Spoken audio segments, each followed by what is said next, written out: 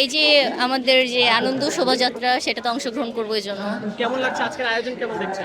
এখন পর্যন্ত যতটুকু দেখছি আমি খুবই আশাবাদী যে ভালো সারাদিন অনেক ভালো কাটবে, আর এটা আমার প্রথমবার, সো আমি একটু বেশি এক্সাইটেড। আমি আসলে গত বছর আসিনি, তো আমি বলতে পারবো না, যেহেতু ঈদের পর ছিল, তো এটাই আমি ফার্স্ট টাইম এসেছি। তো আমি যতটুকু দেখছি ভালোই লাগছে। এটা তো আসলে আমাদের জন্য খুবই গর্বের।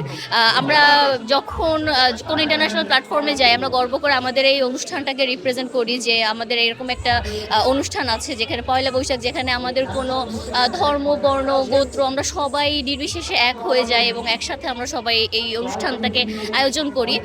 সুতরাং এটাকে আমি খুব গর্বের হিসাবেই দেখি, শুধুমাত্র আমার দেশের কাছে না, বরং পুরো বিশ্ববাসীর কাছে এটা গর্ব করে বলার একটা অনুষ্ঠান।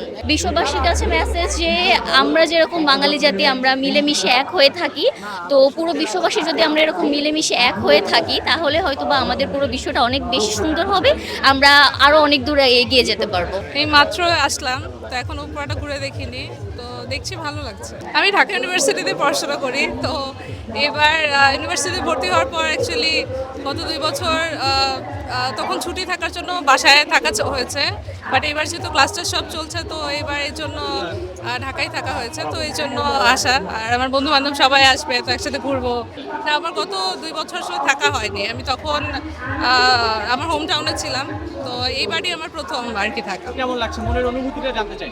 হ্যাঁ, ভালো লাগছে। এবারের আসলে আমেজটা একটু অন্যরকম, আর সবাই মনে হচ্ছে সবাই যথেষ্ট মানে এনজয় করছে সবকিছু, তো ভালো লাগছে।